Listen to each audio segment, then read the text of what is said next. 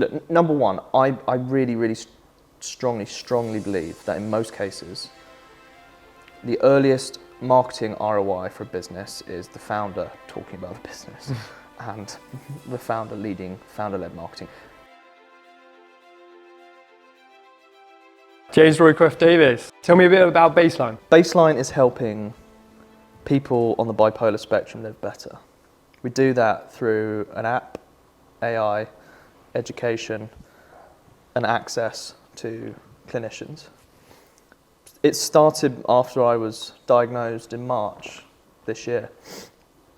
So I was in my psychiatrist's office, and half an hour earlier I'd just been diagnosed with type 2 bipolar affective disorder, and I had no fucking clue what that means. Can I swear on this? Yeah, you can go for it. Good. And I was given medication and a piece of paper, and I turned to my wife and I literally went, is that it? Like, this is like, I'm now classified as being mentally ill, and there's no care or support. So yeah, I just went away and I was thinking about it more and more and more. I didn't work on it for like a couple of months, and then I spoke to a friend who's got type 1 bipolar, and he's an investor, and he was like, "What are you doing next?"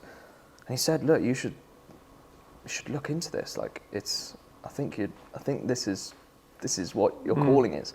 So we have. Okay. And that is Baseline.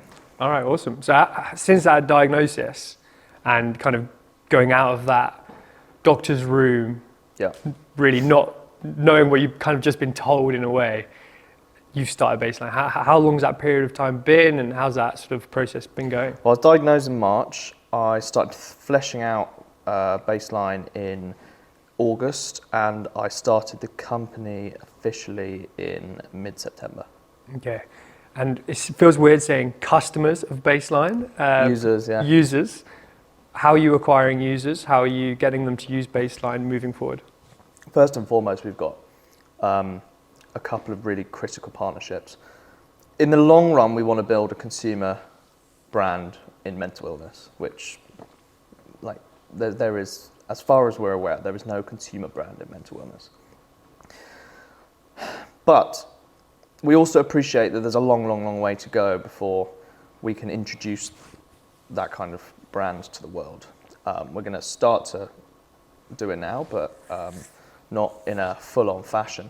So we've got some key partnerships with some universities and academic institutions, and also a charity I won't name just yet, who are going to provide us that early distribution to get us out, get the product out into beta. And really get us the first 500 to 1,000 users. Amazing, amazing. You mentioned your wife earlier. Yep. How would she describe you? As a fucking weirdo. How would she describe me? God. Different. Like, I'm not sure you can fit me in a box. And I think she probably... Yeah, do you know what? You'd have to ask her. We'll get her on the podcast next time. Yeah, I could call her up if you want. That would be a great segment of the episode. She's actually in the car. She would. Should we do it now? Yeah, let's do it. Get your phone. Let's get her on the phone. Well, first test is, will she answer the phone? Hi, I'm on a podcast. I'm live. The presenter has just asked me, how would you describe me? I'd say that you're fun. You're funny. You make me laugh all the time. You This is going well for me right now. are very family and friend oriented. You are very people focused. And you love like being around people that have things like in common with you, and that you can like bounce off and share ideas with and chat to and like share hobbies with and stuff like that. I would say that you are a bit of a roller coaster. You like to sometimes you like to sprint, and then sometimes you like to just relax, and there's not a lot in the middle. Nice. Okay, amazing. I will speak to you later. Yeah, okay. Bye. Bye. There's your answer. Love it. I mean, it's a lot easier when you get the person to answer it live rather than going through you. So There you go. Awesome. Podcasts. Want a podcast? What's your, obviously outside of this one, what's your favourite podcast to listen to? I am a real rugby like Nors, so I listen to a lot of rugby podcasts. Nice. Yeah, like grassroots rugby, and then the more like mainstream rugby podcast, the Rugby Pod. I listen to a bit of Lex Fridman when he's got some interesting guests on. I listen to Joe Rogan very, very, very occasionally when he's got Elon Musk on.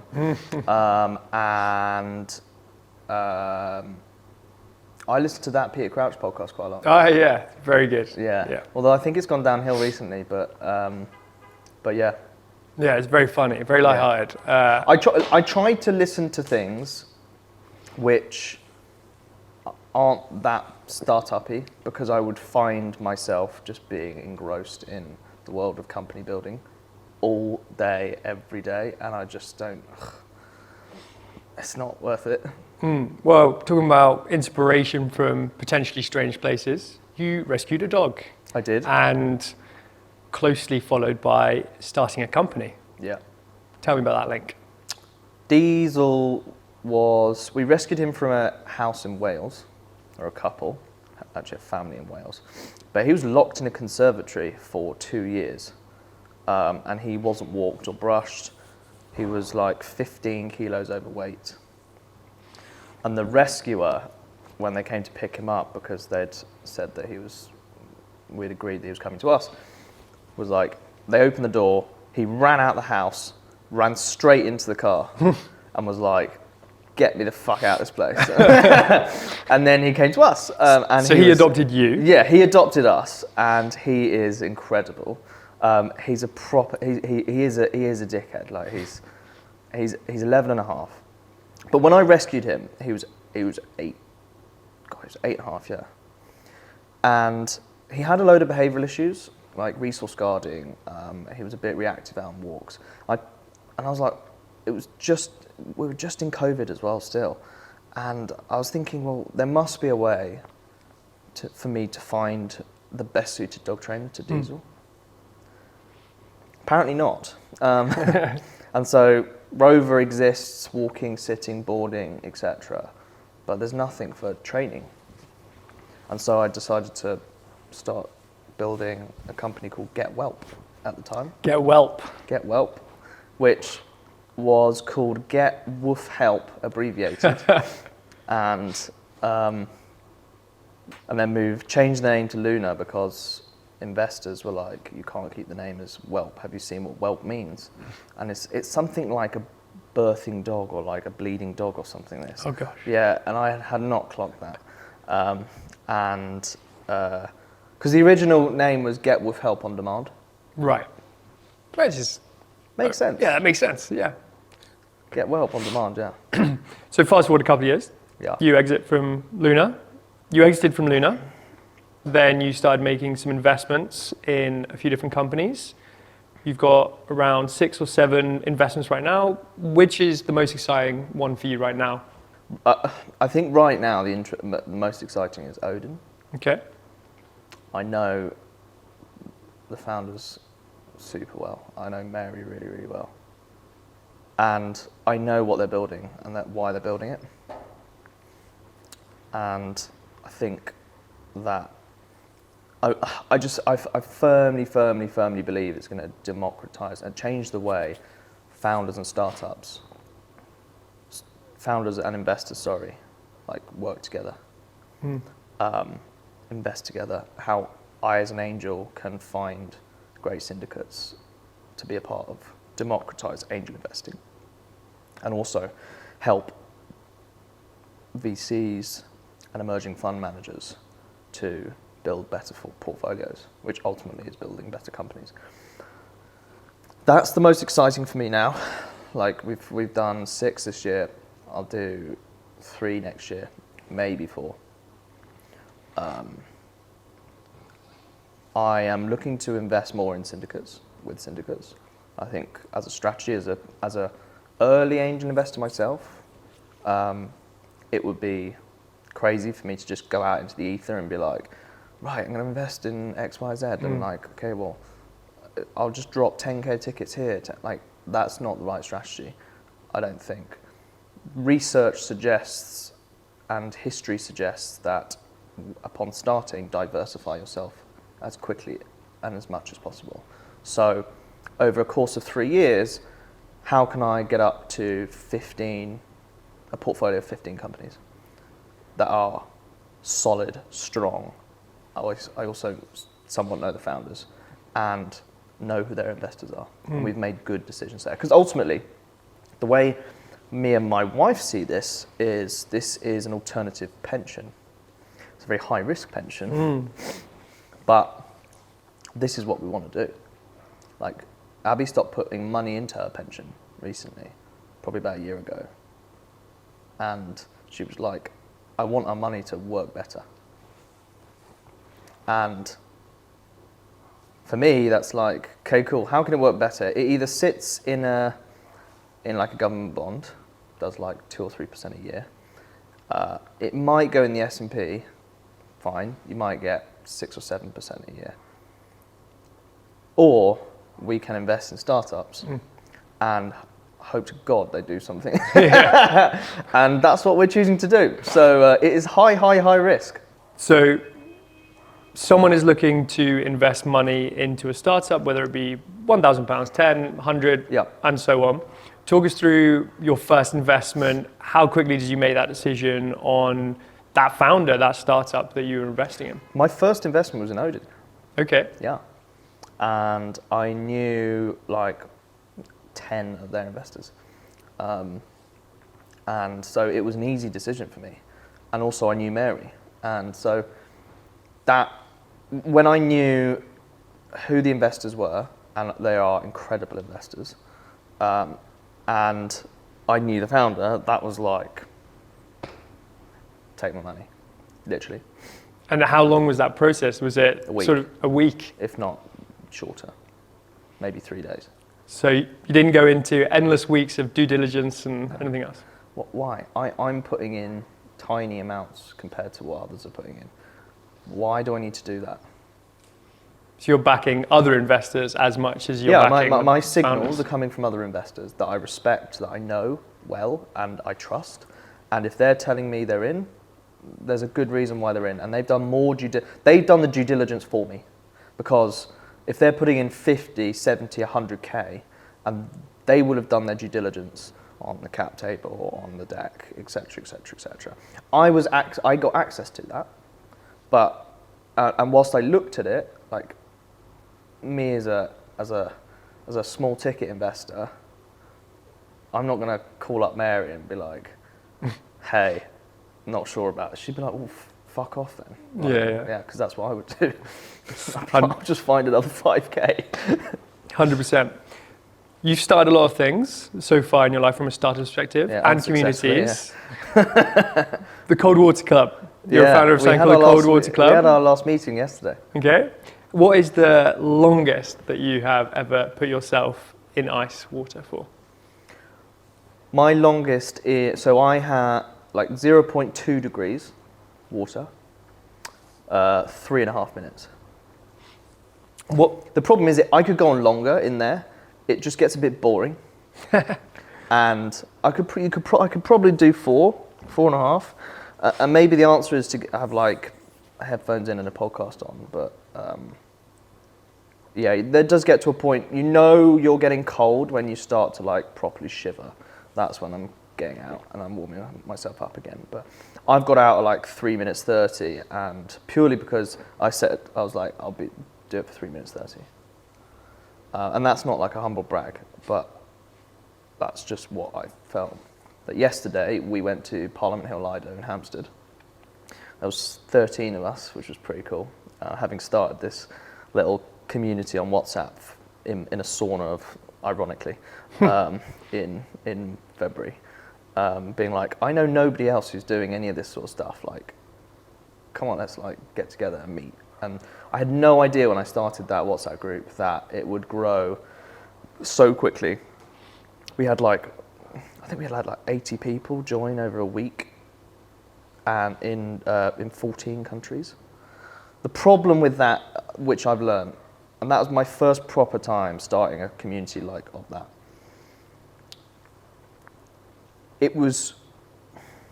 The geography was too dispersed to do anything with. There were few people in London. There were few people outside of London. There was like a lot of people dispersed around this country, but then Finland, Denmark, Iceland, Brazil, like, what the fuck am I meant to do with that apart from... And what we've learned is that they just want to be part of a WhatsApp group and share content, whereas others want to meet up. So we've had a lot more. The community is up to about 140 people now, and we are... You're in it. I am in it. I was one of the 80 members that joined in the first week, I think. I just clocked. I was like, you're fucking in it. Yeah, so... I don't know, what do you think about the community? It's great. It's a lot of people sharing ice bath videos, which is pretty cool. But I think the diversity of the locations is what makes the WhatsApp really cool. But as you say, I completely understand from a in-person community, if that's where it's sort of transformed into, is very challenging, because actually of the 140, how many of those are in a centralized location without having different core members leading the charge in those areas? So maybe that's where it could go, but it's pretty cool to have the shared experience with other people on WhatsApp, because there was a phase which I felt was led by you, but I'm sure it was led by many other people, which got really into sort of putting themselves through sort of the self-discipline of cold water challenges and things like that. But yeah, it's been quite interesting to follow other people getting into it. Like for me, it just started in the shower, where it was like turning it on to cold at the end of a shower. But obviously other people have more space. They have ice baths in the back of their gardens, and some of the Scandinavian countries, they literally have like these huge tubs. Which is do you see awesome. The guy who's in Finland? Yeah. Who's literally he's in a lake, and he's like made this hole in a lake.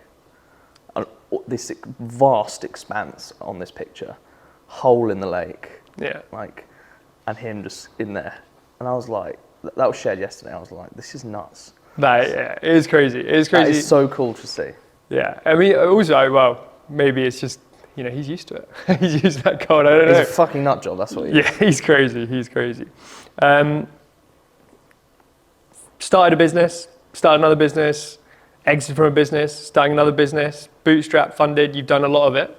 Biggest lesson that you've learned throughout that journey? The biggest lesson is build your founder brand first. Second is just start. Just start.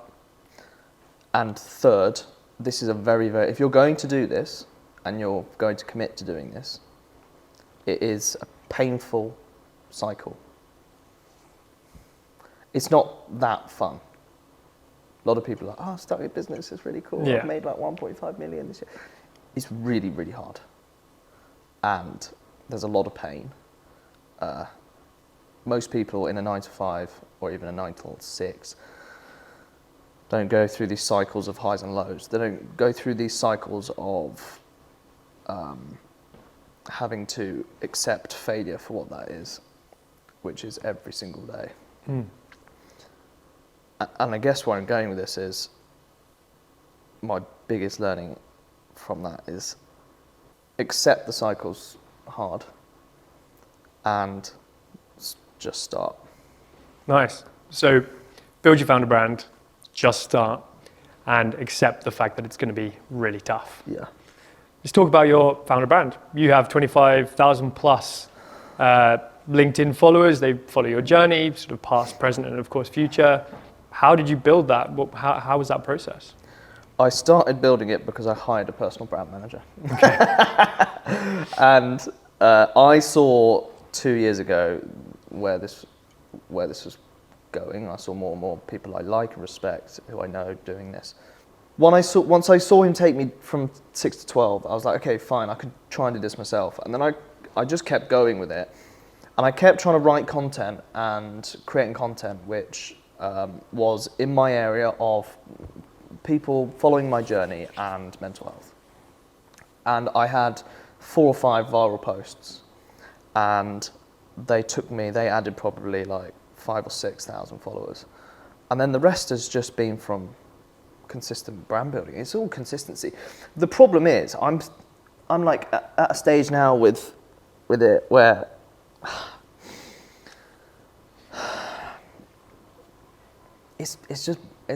I'm a bit sick of it, I'll be honest with you.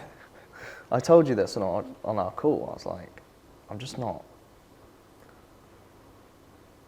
I don't feel like my content's very good anymore. So I'm at this like impasse with it. But that being said, Baseline's growing, like Cold Water Club growing, potentially another business we're forming as well. There's lots to be continually sharing. I probably haven't felt like I could say retrospectively about my like what's been going on in my career, as it were, with recent content, and I ran out of steam with that, and I was like, this is just shit. I'm just posting for the sake of posting, and that is the worst type of content to post because it does poorly. I had no strategy. I've still got no strategy, by the way. Like, I'm still trying to write it and looking at it going, this is bollocks. And I'm just gonna have to start.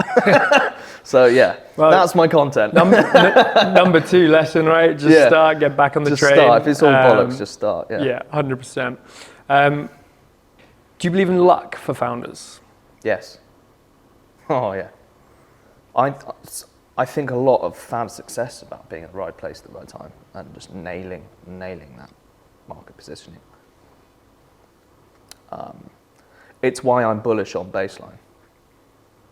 I would be, of course, as a founder, but like as its founder. But I try to take a zoomed out approach to these things and be like, what does this look like in 5 years, and what do I look like in 5 years? And based on the market, I'm genuinely bullish. I think we're going to get lucky. I think we're already getting lucky. Do you think it's putting yourself in enough positions to get lucky, or do you think it's... Yeah. Put yourself out there. This comes back to branding. Put yourself out there. Not enough founders put themselves out there consistently. And a lot of people think I'm cringe. I'm okay with that. Like, not a problem. But you've got to put yourself out there, because putting yourself out... From putting myself out there with Baseline over the last couple of months, we've had discussions with like King's College about a research partnership, like the UK's biggest bipolar charity, NYU, University of British Columbia. Like, those don't happen unless you start talking about shit. And so, yeah, you've got to put yourself out there. Because another founder in the same position as you, or with the same idea as you, may have had that fear of the unknown or scared to put themselves on the line themselves. But I imagine from your experience with investors, your friends, but also in past businesses, the first thing they look to is how invested is that founder in the business. And if they're scared to put themselves out there online, it must be one of the first red flags for an investor. Not having an online presence isn't a red flag for an investor, because all of my investments, and I've only had 6, but don't have big profiles. But I think it's confidence. If you're not a confident founder, and there's a difference between being confident and being fake confident, have fake confidence. You can see it, you can just see it in their eyes. Have they got it or not? Like, they might believe in this, and they might really believe in this, but do they believe they can build it into a 10, 50, $100 million company? That is hard. And so I think putting yourself out there, look, number one, I really, really strongly believe that in most cases, the earliest marketing ROI for a business is the founder talking about the business and the founder leading founder-led marketing. Plus, if everything goes tits up If baseline we can't raise, like, yeah, I'll put myself out there, fine, but I'll fall flat on my face, all good, I tried. I have still built more of a brand in what we're doing, why we're doing it, trying to do it, and I have something to fall back on. And it sounds weird because you're like, I should be all in. You should be all in on your company, but also you should try and think about a fallback option, because a lot of founders don't. If you have fallback options and you've built a brand, like you could post on LinkedIn or whatever, if it all goes tits up, and go, I need a job. Somebody will take you like that. Absolutely. I mean, it's not just building your brand online, posting online is not just good for baseline, it's also potentially good for you to get down the line and have an ask to your network, your audience that you've built, which may be nothing to do with baseline, and you just need that 5 or 10 people to see it. And if you've grown your presence online and you've built that authority, it's only going to benefit you down the line. And, you know, hopefully not, but, you know, baseline could have crashed and burned, right? And that's the benefits of using that for brand awareness and revenue generation, potentially. As you said yourself, just from posting online, you've already had discussions with businesses, partnerships that may make you money. Exactly. I think you should think like that. 100%. Let's deep dive into a topic. So, oh God. Mental health, mental ability versus technical ability and intelligence. So 2.8 million people go to university each year. What do you think? I don't want to sound controversial. And I think there's going to be a lot of people out there who also think like this. But I think there's probably only 800,000 of those 2.8 million who should go to uni, or who actually leave uni with something tangible. I went to uni, studied a politics degree, and wish I never did it, because I spent 48 grand on something which no employer ever is going to look at and go, oh, you got a 2-1. Yeah, that's really important. Because everybody's got a 2-1. It's pointless. I would have rather have gone into an apprenticeship, learnt skill sets, explored who I was earlier. And so, by that, 2 million people, young people, could be doing something different. They go to uni because they feel like they should. Like that's the societal norm now. But they're leaving with 45 grand's worth of debt. Most don't ever pay it off. Most don't. And that's just, as a student growing up, like now into my 30s, into my 40s, if I'm not paying off this whopping great sum, like it's constantly lingering over me, for what? It's not actually adding much value. If you're going to a top 10 university, I think it's potentially useful, because a lot of employers do look at that and go, yeah, okay, we should hire based on that. My wife went to Oxford. It's opened a lot of doors. But I just think that we should be having that conversation. So more young people at the age of 17, 18, when they're deciding what their futures are, can look at the other options and feel confident enough to make that decision. Because I see a lot of some of my family who are going to uni, and I advise my cousin not to go. my cousin, well, I advised my cousin-in-law not to go, and my cousin was like, "What the fuck are you doing that for?" I was like, "He's a really smart, intelligent 16-year-old. He wants to go and to do planning permission, a degree on planning permission." Which to me sounds boring, but it doesn't matter. At Oxford Brookes, fine, perfect. But also, he could go and utilise his skill set in industry, and by the end of his degree, he's come out with arguably more experience and more employability, because you've got this vast proportion of society who are coming out with 2-1s or firsts or 2-2s now, and who go into the same sack, which is great, you've got a degree. Yeah, I completely get it. I think from the amount of people that go to university, you have, let's exclude people like, for example, your wife from this conversation, you know, Yep. legal Yep. backgrounds, Yep. legal STEM. careers, STEM. So a lot of those careers need Correct. that education. 100%. So removing those, I did Yep. business, you did politics, so Yep. both very general Yep. degrees. I think for me, when I went to university, it was a great prospect of going to university. It was the societal norm. That was, you know, you stepstones, right? So you do your GCSEs, your A-levels, or you go to college, you go to university, you get a job. And for me personally, looking back at it, if I look at the piece of paper that my university degree ended up being, it got me the first job, or it got me that first conversation. But after that, it was 4 years to get one conversation. Could I have just had double the amount of conversations and not gone to university and still got the same sort of job? Probably. But I think what's most interesting for me was the people I met. So now going into entrepreneurship like yourself, those people that I've surrounded myself with, which are very important, right? There's loads of quotes and sayings around the people, the 3 or 4 people that you surround yourself with most are the most important to you.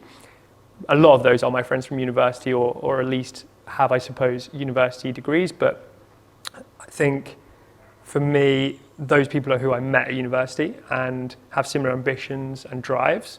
But okay, so going into entrepreneurship, whatever your background may be, intelligence versus, let's say, emotional intelligence. What do you think? What's more important? What builds success better? I don't think either of them do. I think attitude. Attitude. I wouldn't say I'm that intelligent. And do I have lots of emotional intelligence? My wife would say no. But do I have the right attitude? Yeah. Like, I'm happy to call myself relentless and resilient. But that falls under the banner of attitude, right? So yeah, I think the top thing in entrepreneurship is attitude, because attitude falls under so many brackets. Talking about inspirations, who else are you inspired by? My mum. Your mum? Yeah, she's... Entrepreneur herself? Yeah. I ran my first business with her. Managed to only semi-fall out? Yeah, back together now. Yeah, it's like, take that. She, again, is just relentless. Maybe I like relentless people. I don't know, but she's relentless, she's fearless, and she has managed to rear 3 kids whilst also doing this. And my brother's a complete nightmare.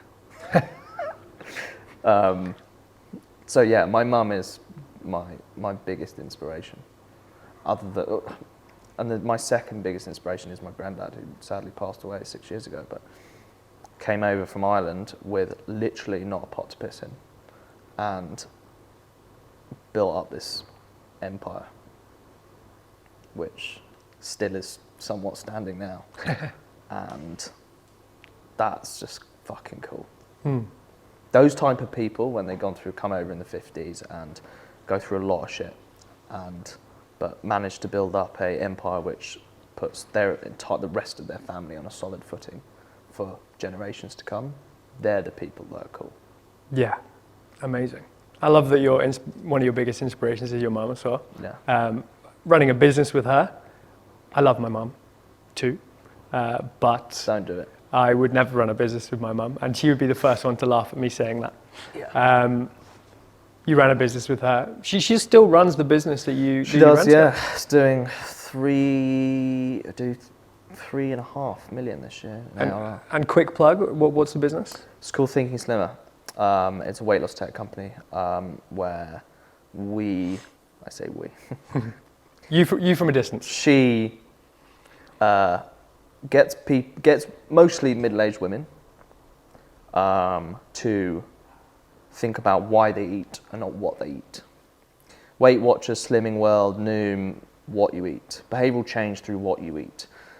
she is behavioural change through why you eat. What are the emotional drivers? Is there trauma? They solve that first to release your unconscious mind from the shackles, which is driving it to want to eat food for comfort. And lo and behold, once you do that, people stop eating. That's incredible. As much. Incredible. So, James, thank you very much. Where can people find you? Where can they find Baseline? Where can people find me? They can find me on LinkedIn, basically, if you search for my name. And Baseline is www.joinbaseline.co. And if you are bipolar and you want to talk, please DM me, reach out, because it's a really, really difficult condition to not fight on your own. Amazing. Thanks, James. Thank you so much for listening to this episode of The Everyday Founder. If you haven't already, like or subscribe wherever you are watching or listening to this episode. If you know of an incredible founder that story needs to be shared, then let me know who you would like to see next on The Everyday Founder via the comment section or messaging me on LinkedIn. These episodes are brought to you by Shake Content, your LinkedIn content agency. So please show them support on all socials so that we can keep bringing you amazing guests and sharing their stories on The Everyday Founder.